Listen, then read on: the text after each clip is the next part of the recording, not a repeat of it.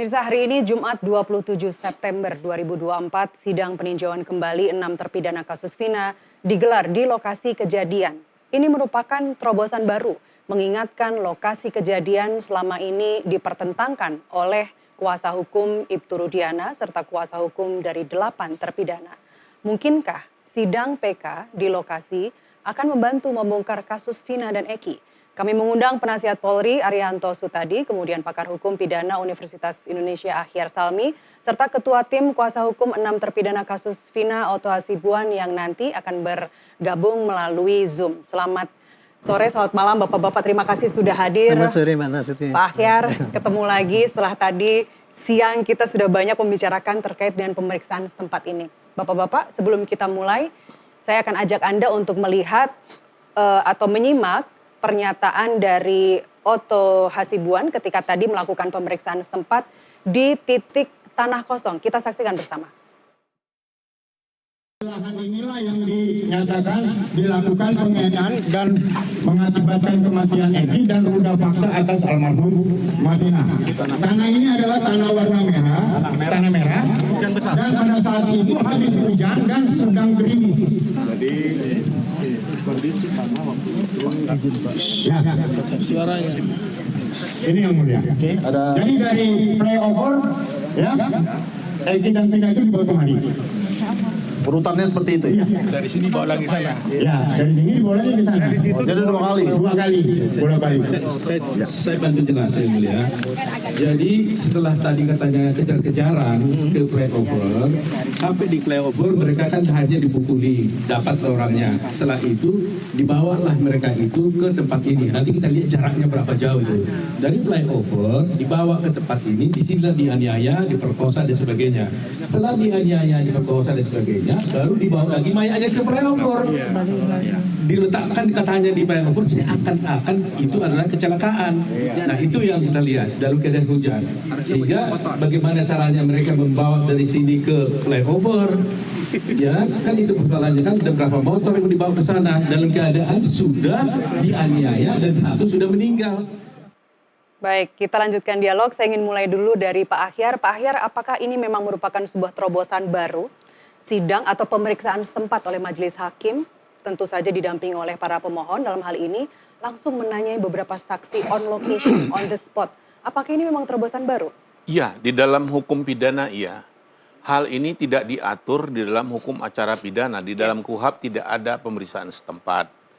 Pemeriksaan setempat itu ada di dalam hukum acara perdata. Ya. Jadi boleh dilakukan pemeriksaan setempat. Ini belum pernah. Jadi ini adalah hal yang baru. Semula mungkin kita juga dengan beberapa hari yang lalu bicara di sini, secara formal nggak ada. Ini bagaimana nih sikap dari pihak jaksa? Ternyata tadi saya menunggu-nunggu apakah jaksa ketika ditanya oleh majelis mau ikut tidak sidang itu ketika hari Rabu ya? Enggak, hari ini. Okay. Tadi ditanya lagi, saya nggak tahu sidang sebelumnya apakah ada tanda-tanda bahwa jaksa tidak akan ikut. Nah, tapi urgensi apa tadi saya tidak tahu persis, kok majelis menanyakan kepada jaksa, apakah saudara JPU mau ikut hadir pemeriksaan setempat? Mohon izin, Ya. Pak Ahyar, ketika sidang di hari Rabu, memang dari majelis hakim sudah menawarkan bahwa ini sudah dikabulkan permohonan untuk pemeriksaan setempat, kemudian melempar kepada JPU, apakah mereka juga akan turut pemeriksaan setempat, kemudian mereka akan, kalau tidak salah diksinya adalah akan mempertimbangkan itu, akan menimbang-nimbang. Tapi kemudian akhirnya mereka memutuskan untuk tidak hadir. Sekali lagi, meskipun ini tidak diatur dalam KUHP, tapi sebenarnya apakah ada mekanismenya siapa saja yang harus hadir dalam pemeriksaan setempat itu? Yang harus hadir tentu kan para pihak. Para pihak pemohon dan termohon. Tentu saksi yang diperlukan di sana. Bahwa masyarakat itu, walaupun itu sidang di tempat, itu tetap terbuka untuk umum. Karena ini bukan kasus susila. Ya, kecuali kasus susila atau kasus di bawah kasus anak-anak itu sidang tertutup untuk umum. Makanya kita lihat tadi itu banyak sekali masyarakat yang menonton. Jadi kita begitu banyak masyarakat menonton, pihak yang ada di dalam PK ini tentu kan pemohon dengan termohon dan majelis semuanya kan hadir. Nah, ada juga agak berbeda kalau kita lihat pemeriksaan setempat dengan perdata. Dahulu saya pernah mengalami pemeriksaan setempat itu yang hadir itu ketua majelisnya, tidak Pidana semua juga, Pak? perdata. Oh, oke. Tetapi di sini saya lihat tadi, awalnya saya berpendapat jangan-jangan yang hadir ketua majelis saja. Tetapi kan 2 orang ibu hakim kita ada juga di Ada situ, juga. berarti kan lengkap juga. Betul. Nah inilah karena belum ada acara yang persis, jadi kita akan menduga-duga. Ini bisa dijadikan semacam role model. Ya. Karena yang saya katakan tadi, apakah jaksa tidak? Tadi ditanya lagi, ternyata kan jaksa Ada. ada. Ya. Jaksa ada. Iya, tidak adalah hal yang wajar kalau jaksa kemarin itu tidak memutus dulu bahwa dia hadir atau tidak. Kenapa? Pasti mereka akan berkonsultasi. Jangan-jangan konsultasinya sampai juga ke pusat, ke pihak Kejaksaan Agung. Tentu akan mereka tanya dulu, ini belum ada nih.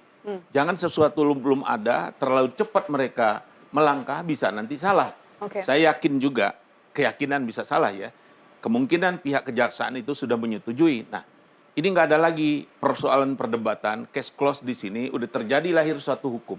Konvensi kita bahwa pihak kejaksaan dan pihak persidangan setempat ini dibuka. Jadi nggak ada lagi perdebatan, tinggal menurut saya bagaimana nanti dikaji ulang segi positif dan negatifnya. Hal itulah yang perlu dituangkan nanti di dalam KUHP kita yang akan datang. Jadi jelas nggak ada lagi tergantung kebijakan hakim. Jadi udah hukum yang harus kita jalankan. Ya. Kalau ternyata ini banyak manfaatnya untuk membuka. Nah, saya katakan kemarin awalnya saya yang lihat ragu, dengan tegas saya mengatakan saya setuju. Tapi melihat untuk kebenaran material yang kita cari, setuju. Saya juga setuju untuk dilakukan pemeriksaan setempat. Supaya kebenaran yang sesungguhnya itu yang harus kita ungkap. Ya. Itulah tujuan sistem peradilan pidana ini berbeda dengan perdata. Kalau perdata dicari adalah kebenaran formil saja. Sedangkan di dalam hukum perdata yang utamanya kebenaran formil, itu pun diadakan pemeriksaan setempat. Ya. Kenapa kita di dalam pidana kok tidak ada?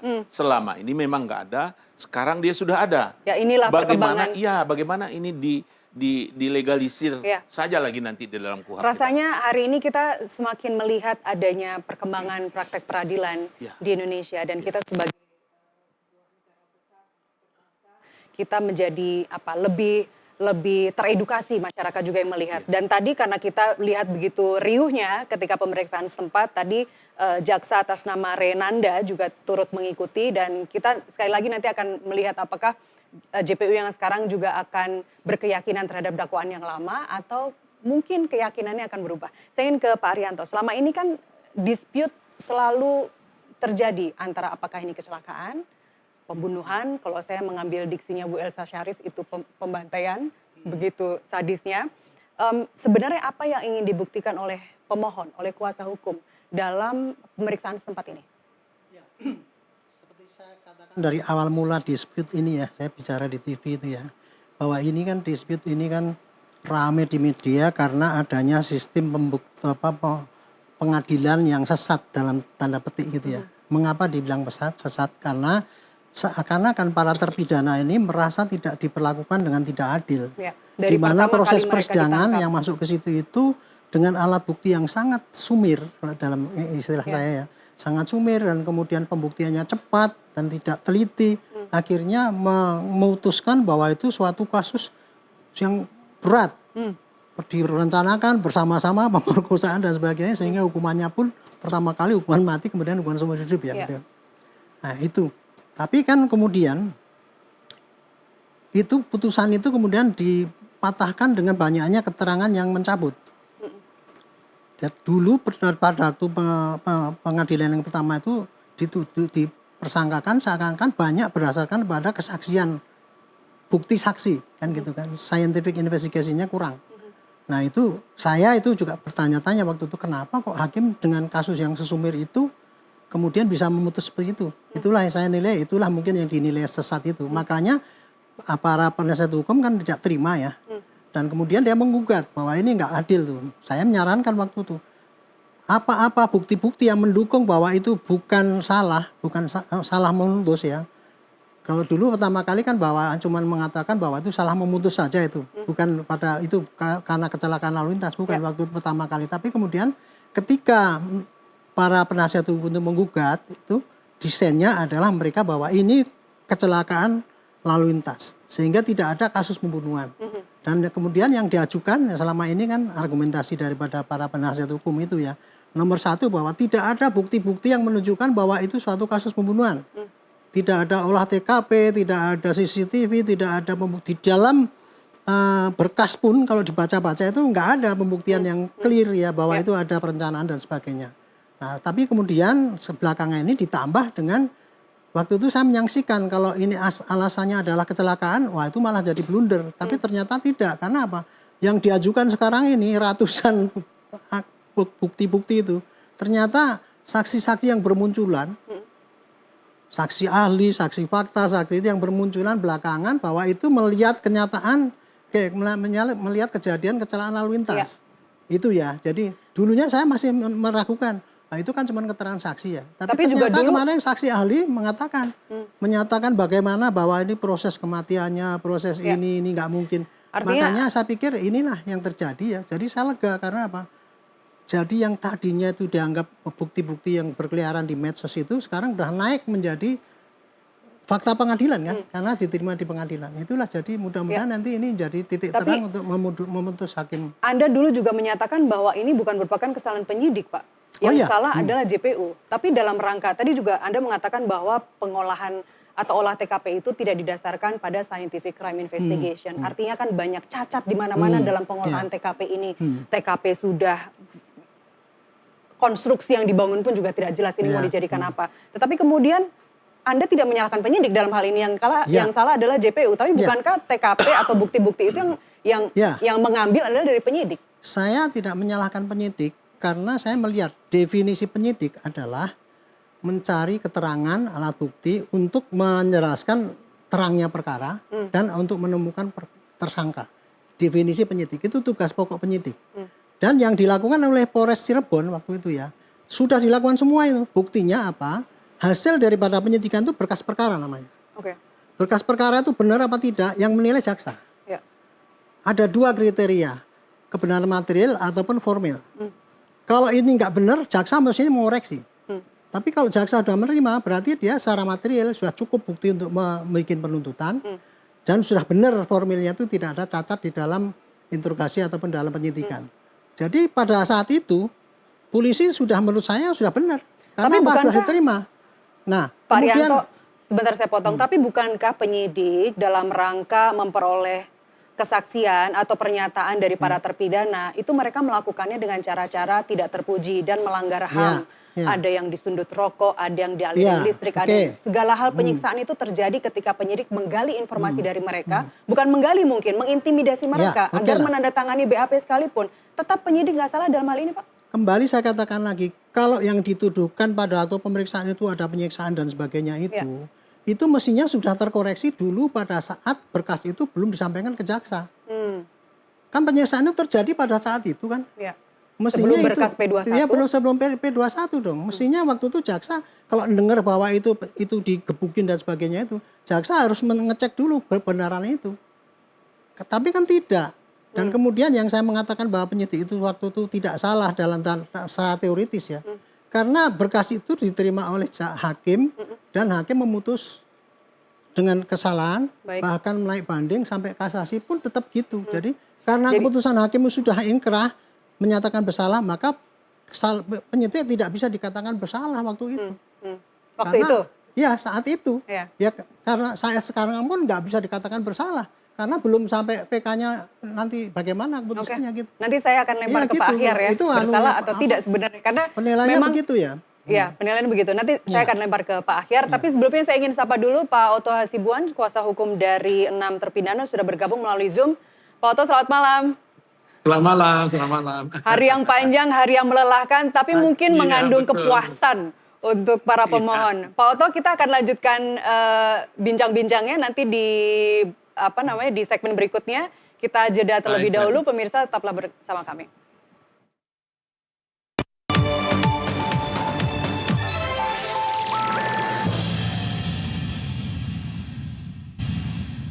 Ya, kita lanjutkan dialog. Di studio saya masih bersama Pak Ahyar dan Pak Arianto. Namun sekarang saya ingin menyapa dulu Pak Otto Hasibuan, kuasa hukum dari 6 terpidana.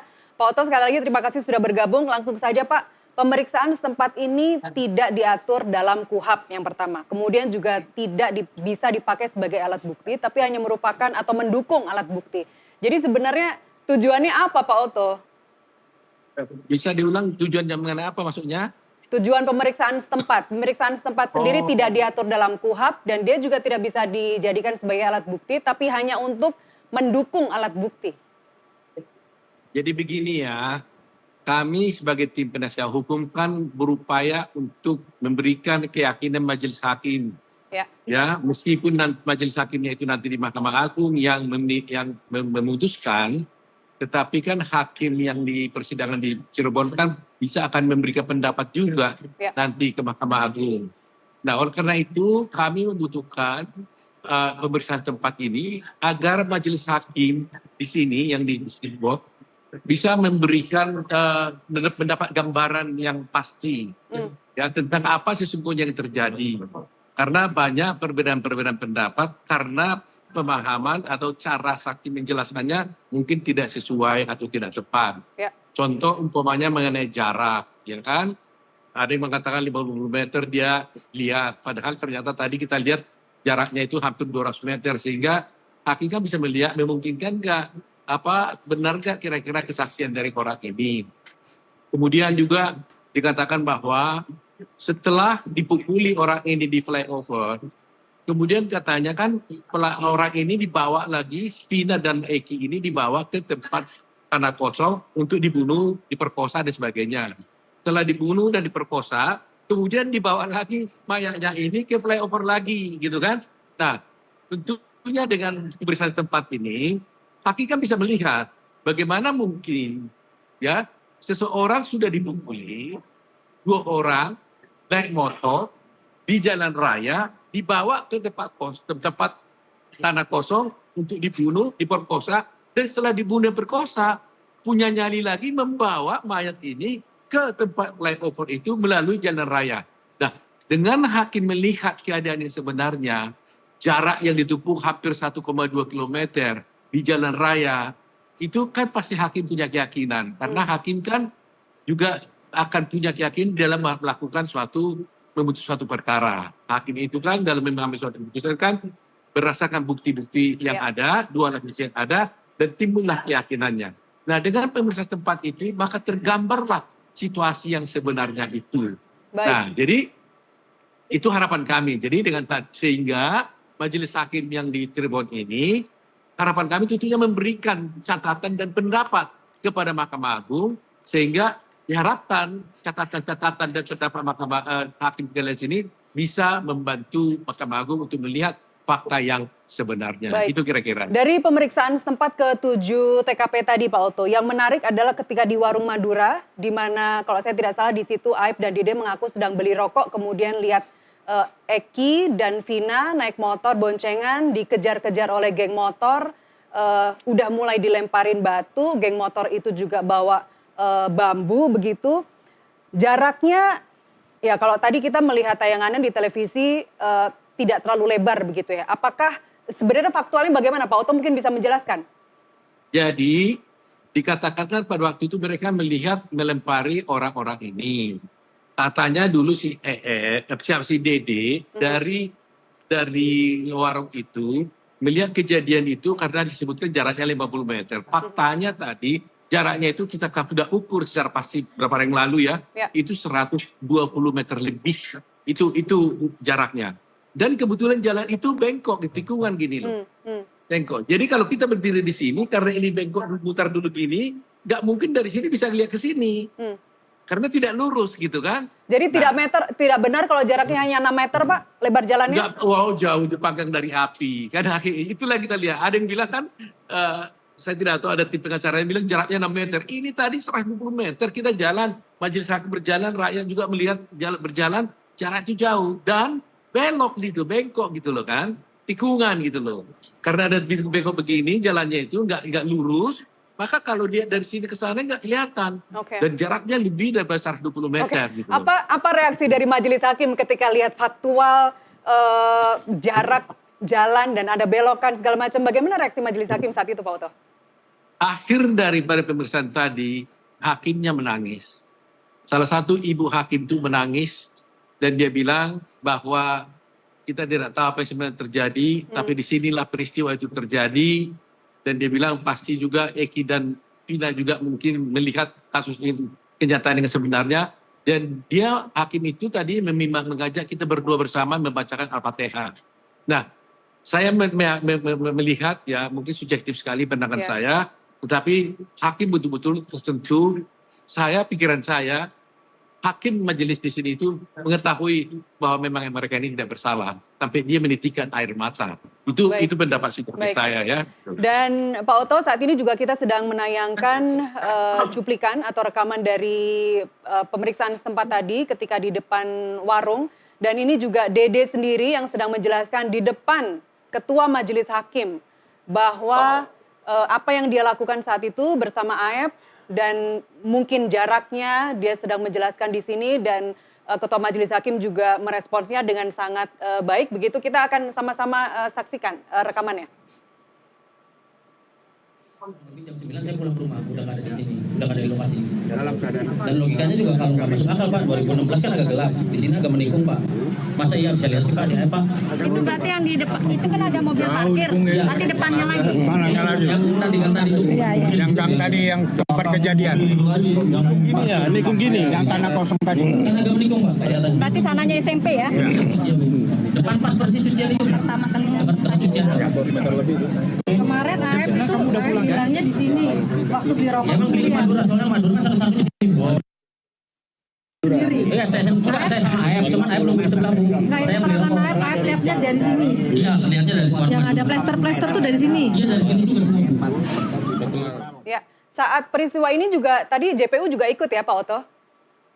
Semua JPU-nya ikut, kita juga pemohon ikut, majelis semuanya lengkap ikut, panitera ada semua di sana. Lengkap ya? Jadi semua menyatukan, lengkap semuanya. Dede sendiri, Pak Oto, Dede ini salah satu saksi yang sekarang sedang banyak mendapat spotlight begitu ya, karena pengakuannya, lugasnya dibicara berapi-api bahwa dia sanggup atau dia mau menggantikan posisi 6 terpidana itu jika mereka setelah PK nantinya tidak dikabulkan, dia berani menggantikan posisinya di penjara.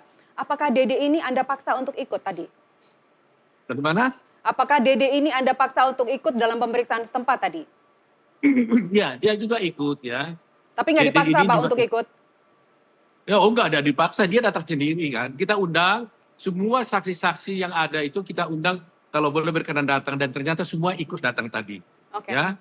Oke. Semua memberikan keterangan sesuai faktanya gitu. Oke. Ada satu lokasi yaitu di rumah Pak RT, Pak Pasren. Apakah dari kuasa hukum mungkin juga bisa mendapatkan informasi lebih lanjut Pak? Pak Pasrennya di mana sekarang bersama anaknya Kavi?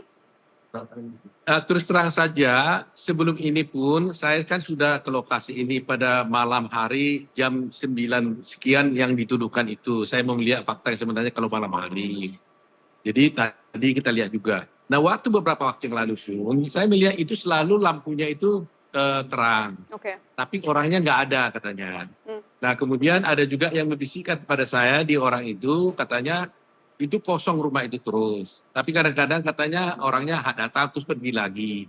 Nah, waktu kita ke sana tadi juga semuanya rumah itu tertutup dan orangnya nggak ada. Nah, padahal rumah-rumah yang lain itu karena banyak orang kan semua orang keluar dari rumah itu. Oke. Tapi rumahnya Pasar ini tidak terbuka gitu. Baik. Di situ di lokasi rumah Pak Pasren tadi juga ada ibu-ibu yang menyebutkan bahwa Hadi, Eko dengan jelas tadi ya si ibu menyebutkan ada nama Hadi, ada Eko, mereka anak-anak manis, anak-anak santun, tidak pernah mengacaukan daerah di situ gitu. Tapi kemudian juga Anda menyebut nama Jaya. Bagi sebagian orang yang melihat ini sepertinya Anda menggiring Pak untuk ibu itu mengingatkan nama-nama 6 terpidana itu. Apakah memang itu tujuannya Pak Oto? Enggak, kita sendiri tidak pernah berencana bahwa surprise juga kita bertemu dengan ibu itu. Kebetulan pada waktu itu kan ibu majelis hakim kan bertanya, mana itu yang jual sayur itu katanya. Saya sendiri pun tidak tahu di mana rumahnya, terus terang saja. Terus ada orang yang bilang, oh itu ada ibu-ibu di sana, coba dipanggil. Ibu itu dengan apa adanya datang, ada apa katanya. Nah, langsung ditanyakan oleh majelis hakim. Nah ini kita tanya, waktu yang di samping itu siapa gitu loh. Ya anak-anak itulah katanya kan gitu, namanya rakyat biasa kan, ya tentunya kita bantu. Apakah si Anu, apakah Jaya, apakah Eko, Hadi, dia bilang oh iya gitu loh.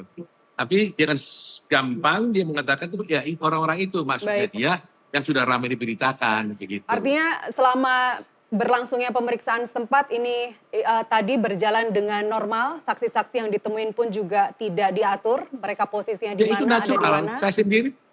Saya sendiri nggak kenal dengan ibu itu, saya nggak pernah bertemu. Baik. Saya bertemu di situ aja, di natural muncul. Oh, surprise juga gitu loh. Kalau kami tahu tadi itu saksi itu ada, Ya. kami akan bawa ke pengadilan kan. Baik. Saya sendiri nggak pernah gitu. Pak Oto izin, saya ke Pak Akhyar dulu. Sangat menarik rasanya ketika mungkin dari sisi pemohon memang ya tujuannya memenangkan klien dalam hal ini, tapi kemudian ada hal-hal yang tidak disangka-sangka, penuh unexpected rasanya, kemudian bertemu dengan saksi-saksi yang ternyata menguatkan. Apa yang bisa Anda baca dari hal ini? Ya, tergantung. Kalau perspektif ini kan sesuatu keuntungan yang diperoleh dapat di luar Dari pemohon. dari rencana semula oleh Ya. permohon. Mungkin saja ada orang mengatakan, ini tanda-tanda apa ini? Saya nggak akan menjawab tanda-tanda alam itu. Biarlah itu giliran yang lain lagi orang yang untuk menerangkannya. Tapi secara ditemukannya ibu tadi memberikan keterangan, tentu pasti positif untuk Pak Oto dan kawan-kawan. Ya, akan memperkuat keyakinan hakim. Nah, apakah keyakinan hakim ini yang kita lihat nanti? Ada hakim, Pak Oto mengatakan tadi, ada hakim yang menangis karena ingat bagaimana meninggalnya Vina dan Ekika, Ya. atau menangis teringat bagaimana cerita saksi-saksi yang diajukan oleh pemohon menceritakan ketika dia disiksa, sehingga dia memberikan keterangan seperti itu. Kemudian mereka sudah berapa tahun di lembaga pemasyarakatan, apakah menangis karena itu? Atau mungkin karena faktor yang lain? Tentu banyak kemungkinan kenapa majelis menangis. Yang pasti orang menangis itu adalah sedih, Ya. terharu. Ya, terharu. Jarang orang yang tertawa, orang senang untuk menangis itu. Nah, ini biar Pak Oto lah nanti bagaimana untuk mengkapitalisasi suasana yang ditemukan di dalam pemeriksaan setempat tadi. Tentu kita juga tidak tahu bagaimanakah termohon dalam hal ini JPU untuk menafsirkan tangisan ibu majelis tadi, bagaimana juga menafsirkan bagaimana suasana keterangan yang diberikan oleh saksi di dalam hal yang tadi. Apakah JPU ini akan bersekukuh mempertahankan yang lama, Ya. atau mereka akan berubah? Nah, itu kembali lagi. Semestinya kalau jaksanya ini melihat dengan mata kepala dan yakin dengan keterangan selama ini dalam persidangan, tidak ada perlu malu untuk mengakui bahwa ada kekeliruan di masa lalu. Ya. Nah, kembali karena begini juga, jaksa itu kan nggak harus selalu menuntut orang itu bersalah. Adalah sangat mulia juga baru-baru ini kasus jaksa menuntut bebas seseorang. Itu dimungkinkan secara hukum. Kalau dia lihat ini enggak lagi, Ya. dia akan. Nah, ini nanti akan kelihatan bagaimanakah sikap akhir dari jaksa. Itu yang kita tunggu. Apakah tetap mempertahankan putusan yang lama, atau ada pergeseran dengan bukti-bukti yang diajukan oleh pihak pemohon. Itu Baik. kita menunggunya juga nanti. Rasanya kapitalisasi dari pemohon, dari kuasa hukum sudah tidak ada waktu lagi. Betul demikian Pak Oto, karena sidang PK sudah ditutup, sudah berlangsung 4 minggu, sudah ditutup, dan mungkin rasanya terakhir pemohon hanya bisa berdoa saja menunggu keputusan dari Mahkamah Agung. Apa yang bisa dilakukan oleh pemohon dalam hal ini sambil menunggu? Ya, kami sendiri sudah melakukan best effort ya. Upaya terbaik dalam 1 bulan ini untuk membuktikan bahwa sebenarnya klien kami ini tidak bersalah. Ya, itu upaya terbaik. Dan memang sudah selesai, persidangan sudah ditutup, dan nanti berkasnya tinggal dikirim ke Mahkamah Agung. Tetapi seperti saya katakan bahwa 1 bulan ini telah berjalan secara maraton, ya. Kemudian semua bukti yang sudah kami sampaikan, kami berkesimpulan hanya satu saja, bahwa ini kan dituduhkan dengan pembunuhan berencana. Tapi sampai sekarang ini tidak ada satu orang saksi pun ya yang melihat terjadinya pembunuhan itu. Ya. Ya, tetapi sekarang kita bisa buktikan banyak saksi yang kita ajukan yang melihat secara langsung, secara real time bahwa ini adalah kecelakaan. Ya. Nah, ini kan dua fakta yang tidak bisa dipungkiri. Dua fakta yang di samping juga ada bukti yang kami buktikan tadi pagi bahwa dengan metode scientific crime investigation, maka HP handphonenya Widi telah diekstraksi dan ternyata di sana terbukti bahwa pada jam 10.14 Vina masih hidup. Ya. Terbukti karena ada komunikasi antara Vina dan Widi. Padahal oleh dakwaan jaksa dan putusan hakim dikatakan mulai pemukulan terhadap si Vina itu telah terjadi mulai jam 9.15. Ya. Ini scientific crime investigation yang tidak terbantahkan. Jadi pastilah bisa menggugurkan putusan hakim yang didasarkan pada dakwaan. Dan dengan demikian, karena Vina masih hidup jam 10.14, sedangkan dia dituduh mati mulai jam 9.15, maka berarti fakta itu tidak benar. Ya, itu juga bukti yang sempurna.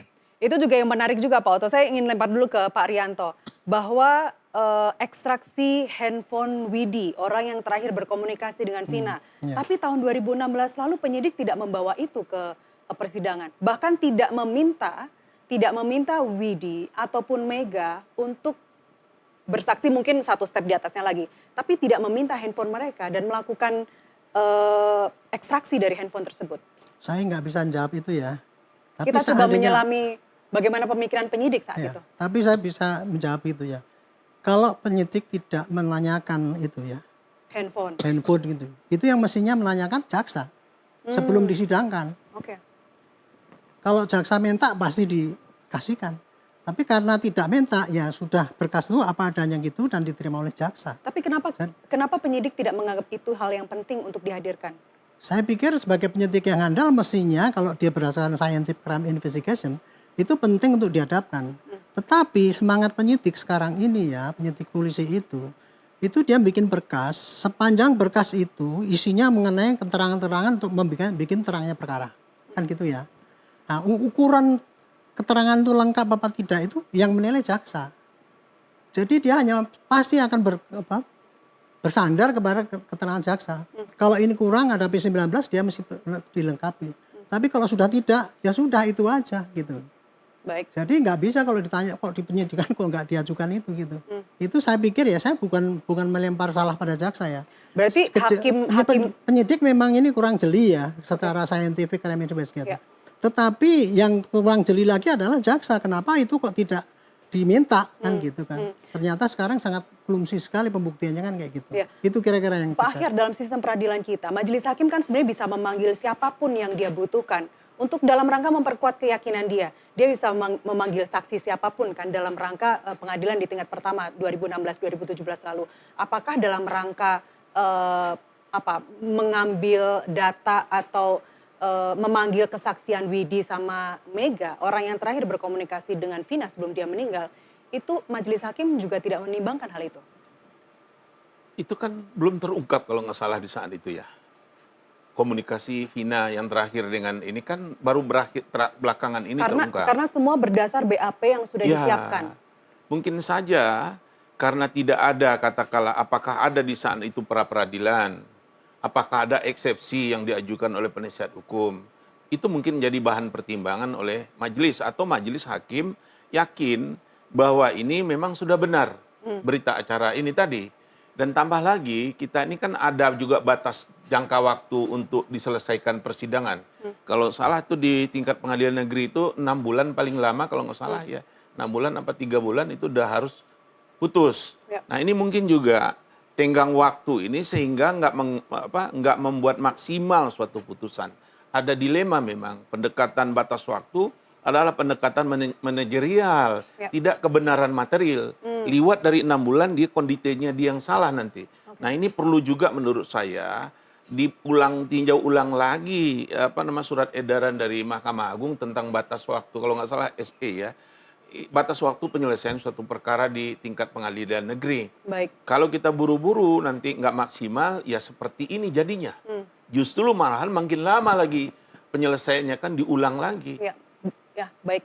Kita lanjutkan di segmen berikutnya, Pak Haryanto, Pak Ahyar, Pak Oto masih bersama kami, Pak. Kita akan lanjutkan dialog, kami kembali usai jeda berikut.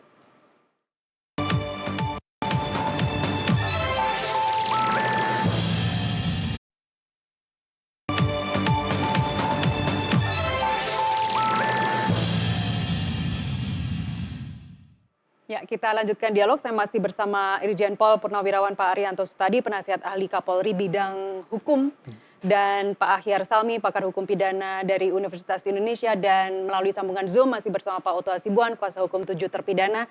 Saya ingin lanjutkan tadi sebelum jeda, Pak Ahyar, mengenai dinamika selama proses berjalannya sidang PK. Tadi juga Majelis Hakim dalam penutupan tadi juga mengatakan bahwa mohon maaf, dinamika terjadi selama sidang PK ini, kemudian juga manusia tidak luput dari salah, menggetarkan sebenarnya mendengarkan pernyataan dari Majelis Hakim tadi. Tapi kembali kita flashback sedikit saat sidang PK berlangsung, di mana justru JPU memberatkan para terpidana, mereka mengungkit mengenai gerasi. Kenapa tidak mengajukan gerasi? Kira-kira seperti itu diksinya. Tetapi dalam memori PK, nanti boleh dikoreksi ya Pak Oto, pemohon tidak menyebutkan mengenai gerasi ini. Karena kan syarat dari pemberian gerasi oleh Presiden itu kan mereka harus mengaku bersalah. Apa yang Anda baca dari sini? Bagaimana jaksa jaksa memojokkan, memberatkan para terpidana? Karena alasan apa mereka memojokkan? Apa terpidana udah pernah mengajukan gerasi atau karena belum? Mereka tidak pernah mengajukan gerasi. Oh iya, itu kan hak. Pilihan hukum ada di yang punya hak. Apakah dia perlu langkah apa yang akan ditempuh? Mengajukan PKK atau mengajukan permohonan gerasi? Kelihatan kalau kita lihat di sini, pemohon pilih dulu langkah PK. Peninjauan kembali dulu kan. Dan setelah itu tidak tertutup kemungkinan mereka kalaulah sekiranya putusan tetap menguatkan putusan yang tahun 2016-17 itu, mungkin setelah itu mereka nanti akan mengajukan PK. Jadi ini strategi dalam persidangan. Jadi boleh saja. Tapi apa yang ingin didapatkan oleh JPU? Ya nggak tahu juga ya sasaran yang ingin dicapaikan. Itu haknya dia. Nggak bisa JPU untuk intervensi. Kenapa Anda kok nggak PK dulu? Kenapa Anda nggak gerasi kok kenapa langsung saudara PK? Itu kan pilihan. Setiap memilih sesuatu pasti ada untung rugi. Apalagi udah ada penasihat hukum di situ, setiap langkah hukum yang diambil ada perhitungan. Langkah mana dulu yang kita ambil, itu kan skala prioritas. Jadi itu adalah sepenuhnya hak daripada pemohon, nggak bisa intervensi jaksa di situ. Baik, Pak Oto ada yang ingin Anda tambahkan Pak, sebenarnya mereka ini sudah mengajukan gerasi dan seperti apa sebenarnya proses gerasi itu? Bahwa sebenarnya faktanya yang terpidana ini yang klien kami sekarang ini pemohon PK, itu sudah pernah mengajukan gerasi. Jadi yang terjadi dengan fakta itu jaksa ingin memojokkan mungkin bahwa kalian kan sudah gerasi. Kalau gerasi itu kan katanya kan harus ada permohonan maaf, ya kan? Nah, kalau Anda sudah mengajukan permohonan maaf, kalau Anda sudah pernah mengajukan gerasi, berarti Anda sudah mengaku bersalah, kira-kira gitu pandangan daripada penuntut umum. Nah, di sini kelihatannya mereka tidak menyadari bahwa gerasi itu tidak mengabaikan hak daripada terpidana untuk mengajukan PK. Ya kan? Nah, jadi mereka selalu bilang, udah ngaku kok juga PK. Nah, mereka tidak pernah membaca putusan Mahkamah Agung tentang kasusnya Pak Tommy Soeharto. Dalam kasus Tommy Soeharto juga pernah mengajukan gerasi, ya kan, ditolak, tetapi kemudian dia mengajukan PK, dikabulkan. Jadi ini dua hal yang berbeda. Jadi tidak berarti kalau ada orang mengajukan gerasi dan mengaku bersalah, tidak berarti dia tidak boleh mengajukan PK lagi. Nah, putusan itu sebagai bukti bahwa itu terpisah. Hak untuk mengajukan gerasi itu sudah diatur tersendiri, hak untuk mengajukan PK diatur tersendiri. Sehingga hak untuk mengajukan PK itu tidak terabaikan gara-gara kita mengajukan gerasi. Dan itu diputuskan dalam kasus Tommy Soeharto. Itu poinnya. Baik, bicara terkait permintaan maaf. tadi yang menarik adalah majelis hakim, saya dengar dan saya catat sampai 2 kali bilang manusia tidak luput dari kesalahan, kami minta maaf. Banyak dinamika selama sidang berlangsung 4 minggu ini. Sekali lagi majelis hakim mengatakan tidak luput dari kesalahan, kami mohon maaf. Suaranya bergetar. Mungkin itu perasaan saya saja, subjektivitas saya saja. Bagaimana kondisi di persidangan tadi, di dalam ruang sidang? Ya memang sama, kita juga sampai bergetar juga, kita juga sedih juga ya mendengarnya. Karena begini ya, terus terang aja namanya persidangan ini kan ketat sekali ya. Cukup slow ya, dibilang keras ya semi-semi keras lah ya. Dalam arti banyak perbedaan-perbedaan pendapat yang disampaikan. Nah, dan juga ada juga permohonan kami yang tidak dikabulkan ya dan sebagainya ya. Nah, tetapi hakim dengan bijaksana ya kan, ada yang dikabulkan yang tidak, dan dia mengatakan bahwa sebenarnya itu ada terjadi, ya dia minta maaf. Karena kami pun merasakan yang sama. Terus terang aja kami respect pada hakim ini. Jujur saya mengatakan saya respect, karena dia berupaya membongkar kasus ini dengan sebaik-baiknya dengan cara memberikan akses kepada keadilan. Akses kepada kami untuk membuktikan termasuk pembersihan setempat, memberikan akses juga kepada kami untuk membuktikan tentang handphone tersebut, ekstraksi. Ya. Sebab kalau kami hanya bawa HP itu, ini kan agak susah buat kami membuktikan bahwa apakah dia original, punya Willy dan sebagainya, walaupun dia mengaku seperti itu. Tapi karena ada perintah hakim, penetap hakim mengatakan silakan ekstrak itu dan ditunjuk adalah saudara Rismond Sipautan untuk bisa membuka itu, ini merupakan akses yang diberikan oleh hakim kepada kami. Nah, kita tahu terus terang aja ya di dalam persidangan kita, KUHAP kita ini tidak menguntungkan terdakwa. Dia lebih membela kepentingan daripada negara. Kepentingan rakyat itu di bawah. Buktinya, terutama akses kepada barang bukti itu sangat kurang bagi terdakwa. Semua barang bukti dikuasai oleh jaksa. Kami tidak punya akses kepada barang bukti itu. Kami tidak bisa uji barang bukti itu kebenarannya. Semuanya di tangan jaksa. Kalau jaksa tidak bawa, ya dia bisa tidak bawa. Kalau dia tunjukkan, dia tunjukkan. Jadi kami tidak bisa sebagai mewakili terdakwa ini mempunyai akses kepada barang bukti itu. Nah, itulah satu bukti tadi pertanyaan tadi. Kenapa hal ini tidak dilakukan di persidangan? Saya ingin sampaikan, berdasarkan fakta yang ada, sesungguhnya pihak kepolisian telah mengekstrak HP daripada Vina. Tapi lucunya, itu hasil ekstraksi dari Vina ini hanya dimasukkan dalam lampiran berkas perkara, tapi tidak dijadikan sebagai barang bukti. Sehingga tidak dipertimbangkan oleh hakim. Pertanyaannya, kenapa sudah diekstrak HP-nya Vina, ternyata tidak dimasukkan sebagai barang bukti. Nah, atas dasar itulah kami berupaya mencari, karena kami tidak punya akses kepada barang bukti itu yang di tangan jaksa, kami mencari Widi, lawan bicaranya si Vina. Kami dapatkan HP-nya Vina. Si Widi bercerita, dan kami ekstraklah ini hasilnya si Widi ini, ternyata confirm isinya sama dengan hasil ekstraksi yang dibuat oleh pihak kepolisian yang dimasukkan dalam berkas perkara. Jadi cocok, semua ada di sini, hanya ada satu sedikit berbeda, ada yang terhilang ketika ada beberapa kata-kata yang di HP-nya Vina. Tapi semuanya mengenai waktu kejadian, detik, jam dan menit itu semuanya 100% sama. Ada yang hilang itu dihilangkan atau sebenarnya sudah rusak buktinya? Terus terang aja kata-katanya itu kan begini, dikatakan kan ada itu, ayo Mac, kira-kira gitu ya, ayo kita minum-minum ya, ayo kita ajak minum-minum rame-rame di STC. Nah, kata-kata minum-minum di STC itu, di ekstraknya Rismond Sianipar itu ada. Tapi di polisi itu kata-kata minum-minum di SCT itu tidak ada. Baik. Saya tidak bisa bilang siapa yang menghilangkan itu, Pak Oto? karena saya nggak boleh tuduh, tapi itu tidak ada di sana gitu aja. Pak Oto, terkait Pak Rismond yang mengekstraksi HP-nya Widi ini, ada yang mengatakan dia tidak terdaftar di Puslapor. Apa yang terjadi Pak? Kalau yang melakukan ekstraksi adalah pihak yang tidak terdaftar di Puslapor, maka barang bukti itu tidak akan dipertimbangkan oleh hakim. Itulah yang saya katakan bahwa kelemahan daripada hukum kita itu seperti itu. Kalau puslapor semua jadi sumbernya, itu berarti kan pihak kepolisian. Ya kan? Tidak mungkin dong. Pihak kepolisian, semua barang bukti harus diuji puslapor. Sama-sama institusi. Itu yang kelemahannya. Jadi kita tidak punya akses kepada itu. Tapi ingat, Rismond Syedipar itu melakukan ekstraksi atas perintah daripada hakim. Nggak ada urusan dengan puslapor di sini.